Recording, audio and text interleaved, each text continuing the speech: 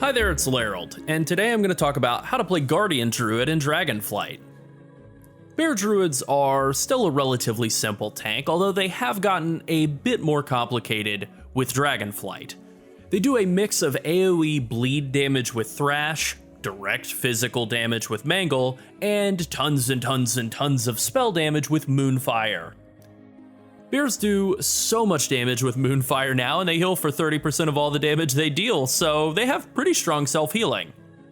You also get a pretty enormous AoE healing proc after you spend 200 Rage from after the Wildfire, so this makes you a surprisingly good group healing tank, which isn't really a concept that's ever existed in WoW before.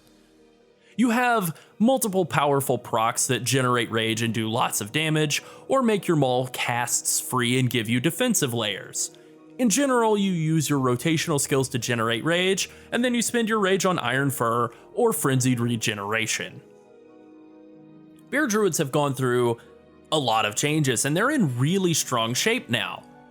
They basically teleported from worst to first over the last couple of weeks. They're excellent raid tanks, excellent Mythic Plus tanks. They do a ton of damage. They have enormous rage generation. They radiate a bunch of group healing thanks to after the Wildfire. They have powerful offensive and defensive cooldowns, and those cooldowns are surprisingly very, very regularly available. Druids also give their groups Mark of the Wild, a 3% versatility buff. This is pretty useful, but it's not unique to Guardian spec. It's a commonly available buff since Druids are the most popular class in the game. Bear is an excellent all-around tank. It's stunning to me how good that Blizzard has made it in such a short span of time. It even has good single target damage now.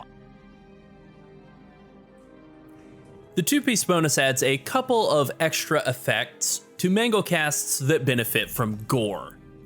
Gore is the talent that gives your non-Mangle skills a chance to reset Mangle's cooldown and make it generate 4 extra rage. Yeah, 4. What a random number. So here's what the tier set adds. If you use Mangle with Gore, it deals 30% of its damage as an AoE, and gives you a 6-second 5% damage and damage reduction buff. This is a really good bonus that greatly increases the power of your core rotational skill, particularly in AoE, and it just makes you 5% stronger on top of that. Very simple, but very good.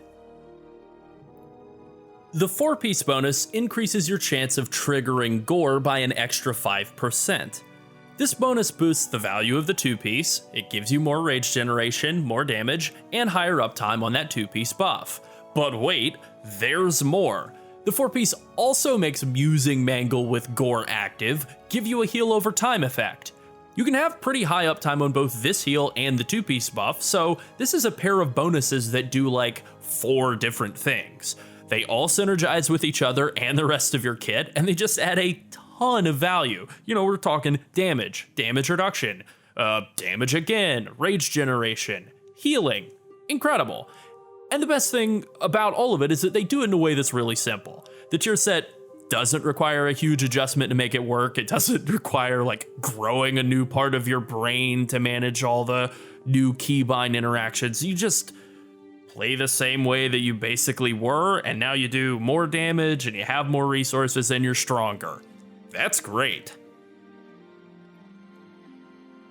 Now let's talk about talents, and I have 2 talent setups I want to look at here. A dungeon one, useful for, you know, normal, heroic, but also Mythic Plus, and a raid setup. Alright, now I have my Bear Druid talent setups pulled up. I have 2 talents here, basically, or 2 talent setups here, an AoE setup and a single target setup. They are relatively similar. You basically just shave off a couple of really useful talents that are great only against multiple targets in the AoE setup, and then you put them just wherever else, and there's your single target setup. So, just to talk about the left side of the tree here, I want to start in on one of the talents that I get asked about the most, which is Heart of the Wild. The way Heart of the Wild works now is quite a bit different from the way it worked in Shadowlands and before. In Shadowlands and before, you had to actually choose which of the off specs for Druid that you were sort of specializing in, you know, feral affinity, balance affinity, whatever. And so that would give you a lot more skills. You would be able to have Moonkin form or like have some of the cat form abilities. Now you're just picking those up piece by piece. So your Heart of the Wild in that older system would automatically shift you into that form and make you do more stuff while you were in that form, and it would change based on what your off form you had selected was. Now the way it works is it's on the global cooldown, you press it, and then all the stuff that's not associated with your main spec just does more. So right now I'm in bear form and I'm in Heart of the Wild. I could also be in cat form, I mean, whatever. But I'm in Heart of the Wild and I'm Guardian. So all of my magic damage that's balanced spec stuff is going to do more damage. That's basically just Moonfire. Any cat form damage I'm doing would do more physical damage, and any caster form healing that I do would do more healing and cost less. That's what Heart of the Wild does. It doesn't shift you around. You can use it and then stay in bear form and cast Moonfire, and you will do more damage. That's basically all that you take Heart of the Wild for. But because so much of your damage is Moonfire, and it lasts for 45 seconds, it is somewhat of a decent offensive cooldown. Not a huge deal, certainly the weakest offensive cooldown you have, but, you know, it's something. So this is more or less what I'm running on my left-hand talent tree. This is sort of the quote super selfish, quote-unquote, selfish talent setup that I'm going with. There is a bit more of a utility-oriented setup that you could go for instead.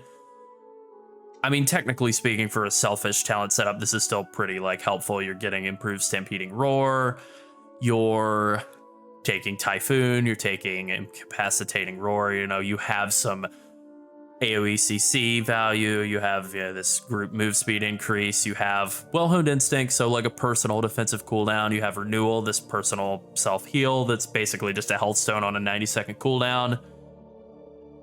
And then, you know, you do have some mobility increases like Wild Charge, you have a damage increase and healing increase in the form of Nurturing Instinct, and you have Astral Influence, which increases the range of all of your abilities by 3 yards, which this has recently been changed to effect after the Wildfire, which was buffed from a little bit ago being 8 yards up to 12. And then now, because of your synergy with Astral Influence, it does go all the way out to 15 yards, which is pretty good considering it is a big old AoE heal. There are a lot of talents that are just non-negotiable in this left half of the tree as well. You know, all this bear stuff, Swipe, Thick Hide. You got to take Thick Hide. You got to take Iron Fur. You know, damage reduction stuff, gotta have it. Like Kara's teachings, you're gonna take 6% versatility. You're not gonna even think twice about that.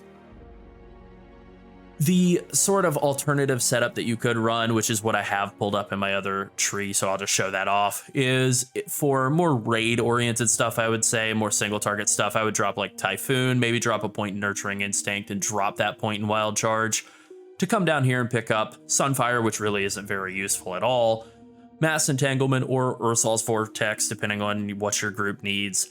But then mainly Innervate, so that you can give your healers a sort of free healing, you know, no mana cost. This will shift you out of bear form, so you don't want to use this while you're actively tanking enemies, but if you're able to, say, if you wanted to be really clever with it, you could use like Ursol's Vortex or Mass Entanglement to lock enemies down for a second, move out of melee range, cast Innervate on your healer, then shift back into bear form and keep tanking. I think more realistically, you'll just use this in raids when the other tank is got threat on the boss. Somebody says, Innervate me, you shift out, throw Innervate on them, shift right back in and pretend you know, nothing ever changed.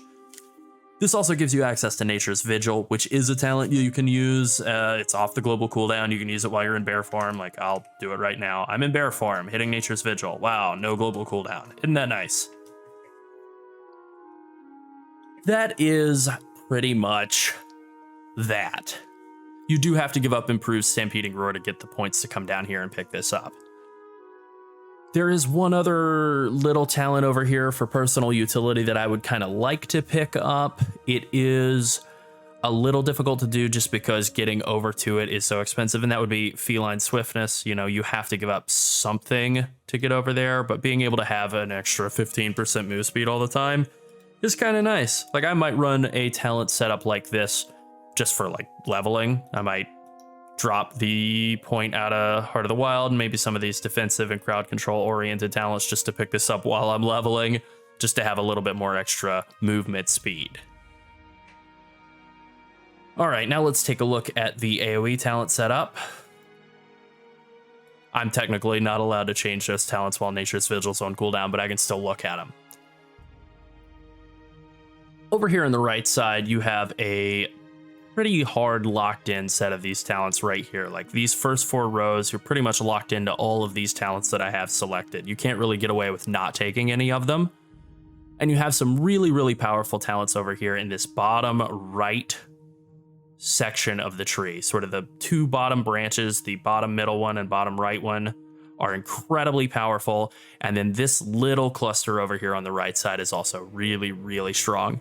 And that mainly comes from after the wildfire, which causes you to do a massive burst of group healing every time you spend 200 rage, and Ursoc's Guidance, which causes every 20 rage you spend to reduce the cooldown of Incarnation Guardian of Ursoc by 1 second. So this basically means that every 5 times you cast Iron Fur, you do a huge supernova of healing. Pretty strong. It is capped at 5 targets, so it's not quite like super massive raid, you know, Mistweaver spamming renewal or whatever it's called, but it's pretty good. And it's really quite good in Mythic Plus. Ursoc's Guidance basically makes it so that, like, if you're able to generate 20 rage a second, you can cut the Incarnation cooldown in half. You can cut it from 3 minutes down to 1.5 minutes. You are able to generate 20 rage per second during Incarnation or during just any old non-Incarnation AoE. And you're able to do that because of these 3 talents over here on this bottom right cluster. Galactic Guardian gives you a lot of free Moonfire procs, and when those Moonfire procs occur, they make the next Moonfire deal quadruple direct damage and generate 8 rage. The way that this works is that if you have the buff active and you trigger it again, the next spell will consume the previous proc and actually give you the rage and the extra damage. It basically just counts as though you cast Moonfire by hand, but it does so freely. It basically piggybacks onto whatever the skill was that you used to proc it, including Moonfire ticks or Thrash ticks. Twin Moonfire also interacts with that. It causes it to hit 2 times, you know, 1 for each target that it's hitting, and generate rage for each of those targets. So you're getting 16 rage out of each proc when you're in multi-target situations, instead of only the base of 8. Blood Frenzy is a really simple talent. It just makes it so that your Thrash dot ticks generate 2 rage each. It doesn't apply to the initial hit of Thrash, which is why some of these Thrash talents that historically have been pretty well regarded, like Flashing Claws, Earth Warden, and Ursoc's Fury, these are like designs that people really like, and they were big in Shadowlands. These are all more or less dead. Thrash is actually kind of dead now for Bear Druid. Mangle is king again. And you are able to very easily pick up Soul of the Forest to increase its rage generation and its damage output as well, which, you know, that's great. It's way more effective and cheap to pick up than these things that boost the value of Thrash. But this one talent down here makes it so that when you're adding more and more targets, you're getting more and more rage per second just by bringing them in. Because of Circle of Life and Death causing your dots to tick 25% faster, Thrash basically ticks every 2 seconds. So that makes it worth 1 rage per second per enemy nearby, as long as you're maintaining Thrash on all your enemies. That's pretty easy to do, you know, you just have to hit it every 6 seconds, pretty easy. And this means that if you're taking like 10 enemies at a time, this one talent is giving you 10 rage a second. That's buck wild. That's crazy. Especially when you consider that, like, you know, all the rage that you're generating out of after the wildfire is turning into healing. All the rage that you're generating out of Ursoc's Guidance, or whatever, throwing into Ursoc's Guidance, is turning into more cooldown uptime. And Incarnation is still a humongous cooldown, even though you're not running the Thrash spam set of talents that give you, like Earth Warden giving you auto attack damage reduction, Ursox Fury giving you self-shielding. Even though you're not running those and you're more usually hitting Mangle and like getting more like direct hits out of Mangle and just basically rage generation and Iron for uptime and less focus on that shielding from Thrash, it's still a really, really, really strong cooldown.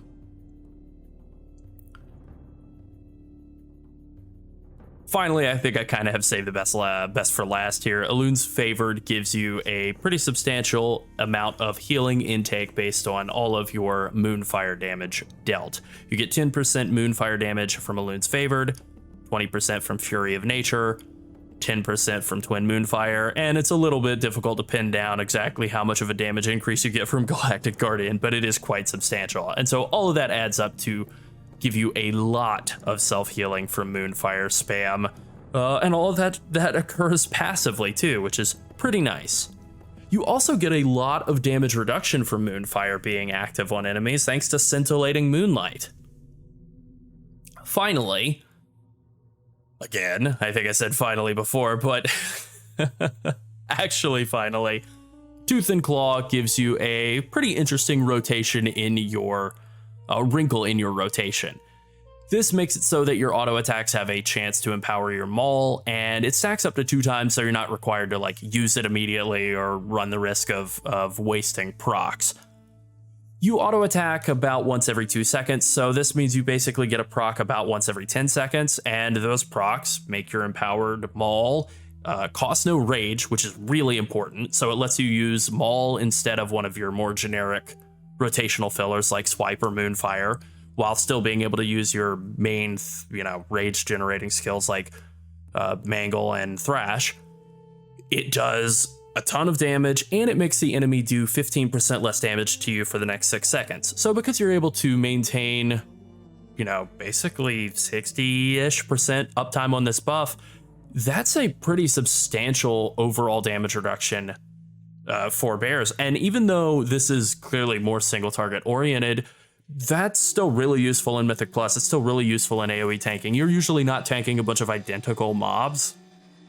And even if you are, getting more priority damage and damage reduction is still good. But generally you're not. You're tanking some sort of lieutenant mob, and being able to throw kind of a targeted damage reduction effect onto that main guy that's like super dangerous is really valuable. All right, now let's take a look at the single target build here. As you can see, very little has changed. The main thing that changes is you want to drop Blood Frenzy because getting 2 rage every 2 seconds per target, so 1 rage per second per target, is great even against like 2 or 3 targets, but against a single target, you can do better in terms of rage generation or just defensive value. Similarly, Twin Moonfire is literally not going to do anything against 2 targets. Technically it gives you 10% more Moonfire damage, which is okay, but you can do a lot better than that for damage and for defensive value. And I really think that there are 3 talents of note. You can take Improved Survival Instincts just for a second charge of your shield wall. Not the best talent in the world, but it's okay. You could take Ursox Endurance. This reduces the cost of, well, technically it doesn't reduce the cost of anything. It increases the duration of Iron Fur by 2 seconds. So if you think about it in terms of the cost of maintaining Iron Fur, it's about 5.7 rage per second to maintain Iron Fur per stack. This would cut that down to about 4.5. So it's worth about 1.25 worth of rage of Iron Fur uptime. I realize that's a little bit of a weird way to think about it. It basically gives you a little bit more Iron Fur uptime, like actually a meaningful amount more Iron Fur uptime. You can maintain, in the amount of rage that you would generate in raid, you can maintain about 2.25 stacks of Iron Fur with Ursox Endurance, and it would be maybe like 1.75 without. I'm pretty deep in the weeds on this one, I admit. I also dislike Vicious Cycle. It just makes your Mangle and your Maul make the other one do more damage. Very simple talent. You're going to be hitting Maul quite a bit thanks to Tooth and Claw. You're going to be hitting Mangle all quite a bit due to it being the best skill that you have in your rotation. So you're kind of alternating back and forth between these a lot, and it just adds a lot of single target damage. And that's pretty tight. Very simple. I would not be wanting to or willing to give up Ursoc's Guidance or Rage of the Sleeper or Incarn or any of these talents down here. You could give up Circle of Life and Death. That is an option, but it really does add a lot of damage and it adds a lot of Galactic Guardian procs, so I would prefer not to, ever. One other notable talent change here is Bristling Fur. This is not something that I considered when I was doing any of my like kind of worst case talent or rage generation calculations, but it is a talent that you can take, and in single target it will make you take generate rage based on the damage you take. It is kind of a long cooldown, 40 seconds, and it's only up for 8 seconds at a time, so it's not like super valuable, but Brambles is a very low impact talent in single target. It can add up to be a decent amount of damage reduction and defensive and slight offensive value in larger scale AoE, but in single target it's not that great. And Bristling Fur just adds more rage to throw onto the like enormous tire fires that are after the wildfire and Ursoc's Guidance. So I would recommend taking this talent and using it in any sort of pure single target situation.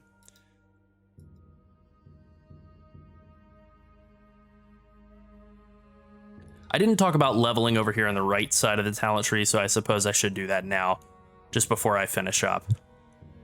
One of the things that I don't really care for about Bear Druid is that they have really great talents. That's not what I don't care for. What I don't care for is that their talents are not available right now at level 60. Your talent setup is going to look something along these lines, I think, where you're taking Galactic Guardian and Rage of the Sleeper and Elun's Favored, but you can't afford Incarn and Rage of the Sleeper at the same time.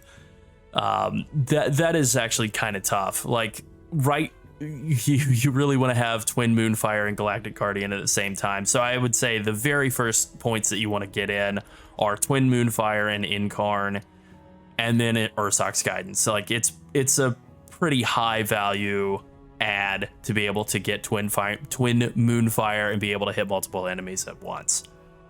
And then from there, I would then finally focus in on Circle of Life and Death and Blood Frenzy as my last couple of points. I mean, it's great that all 5 of the points that you're picking up on the way from 60 to 70 in the bear tree are super high value, but it's also kind of unfortunate to be like, oh man, like I'm starting out missing all of these talents that feel really great to have, and I don't have them yet. But that's okay, it's something to look forward to, and even without them, the class does feel pretty fun and pretty strong while leveling. Alright, I think that's enough. Now let's talk about abilities.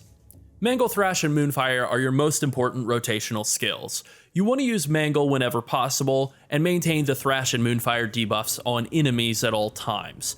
Then you want to fill any spots in between those with Swipe.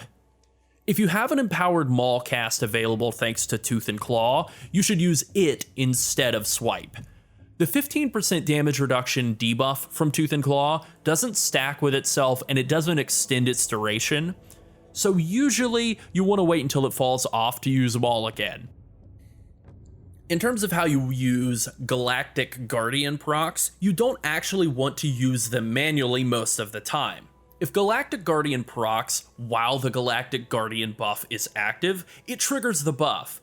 Just the same as if you had cast Moonfire yourself. It actually counts as a manual Moonfire cast in combat logs. It's just piggybacked onto whatever skill you actually used that caused the proc.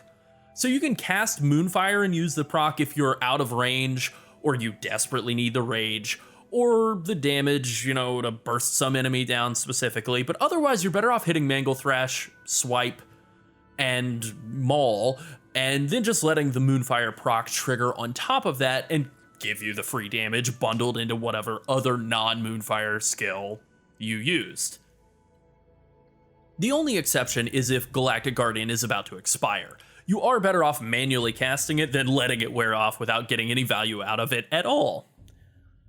Bear's cooldowns are very strong, but they're also really straightforward and simple. Unless you're holding on to Incarnation and Rage of the Sleeper for a very specific purpose, like an ad spawn, or an intermission is about to happen, so, they wouldn't be useful, or you're about to end a pull and you want to hold it for the start of the next one, you basically should just be using them as soon as they're available. Whenever possible, you should try to overlap the two of them, as they will give you a lot more value when you use them together. During Incarnation, Mangle is actually a higher damage ability than Thrash until you're over at least 6 targets, and Mangle is always better for rage generation. A billion targets, I think, spamming Mangle is still better than spamming Thrash for rage.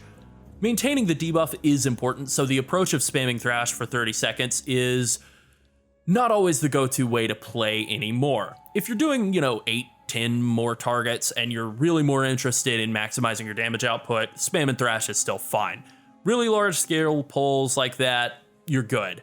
But once you have the tier set bonus, you always want to use your gore procs with Mangle immediately, no matter what.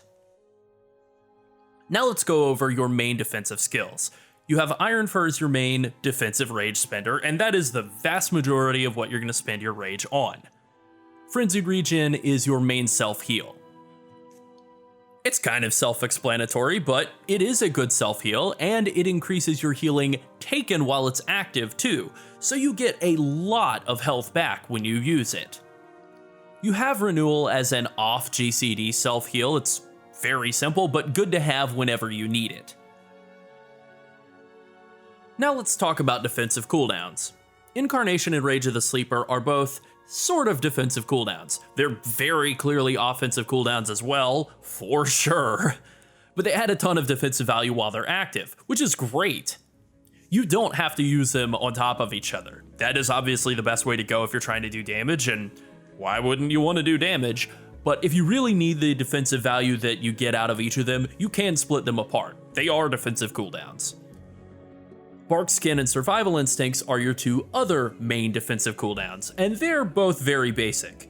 But, if you know you're about to take a bunch of damage, you use one of those to reduce it, and then you live.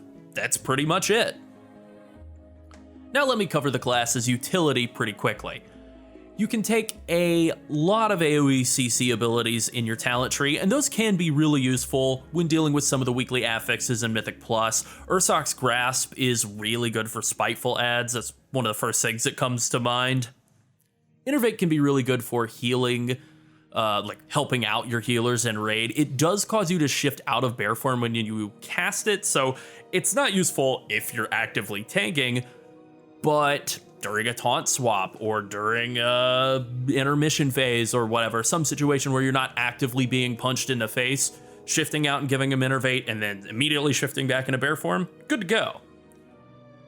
Nature's Vigil gives you a sort of passive group healing buff. It copies 20% of your single target damage as healing to nearby allies. Most of your damage counts as single target, even things like dot ticks from Thrash will count as single target damage hits. So this is not actually as bad as it might seem. It's a 30-second buff on a 90-second cooldown, so the direct throughput may not be huge, but the uptime is really good, and the utility of a tank who can passively put out group healing is really great. After the Wildfire is a perfect example of this. It causes you to put out an absurd amount of group healing to the 5 targets that you hit with it. In testing it in normal gear, I think I was getting 75k hits for each target that I was hitting, so that is quite substantial.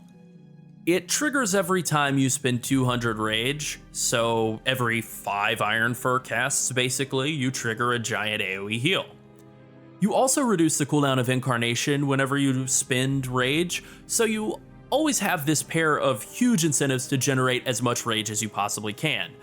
On the one hand, you're fueling a cooldown reduction on a major offensive and defensive cooldown for yourself, and on the other, you're fueling this incredible self-healing that also doubles as group healing. Just really good stuff. Now I want to talk about how to pull on a Bear Druid. It's probably the easiest thing in the world, really. If you have Incarnation available, you run in Thrash 3 times, or Thrash once, pop Incarn and Rage of the Sleeper since they're both off the global cooldown, then Thrash a couple more times, and then once everything's stacked up to 3 stacks of Thrash, you start spamming Mangle. That's if it's a regular size pull. If it's like a super duper huge pull, which, considering you have Incarn and Rage of the Sleeper up in this example, probably will be, you could just keep spamming Thrash. And then you want to use Iron Fur as quickly as you possibly can. If it is like 10 or more mobs, you're going to be jackhammering that Iron Fur keybind to burn through all the rage that you're generating. You may need to use Frenzied Regen to get stabilized, or if it's a particularly nasty pull, you might hit Bark Skin like right at the beginning of the pull just to keep your damage intake under control.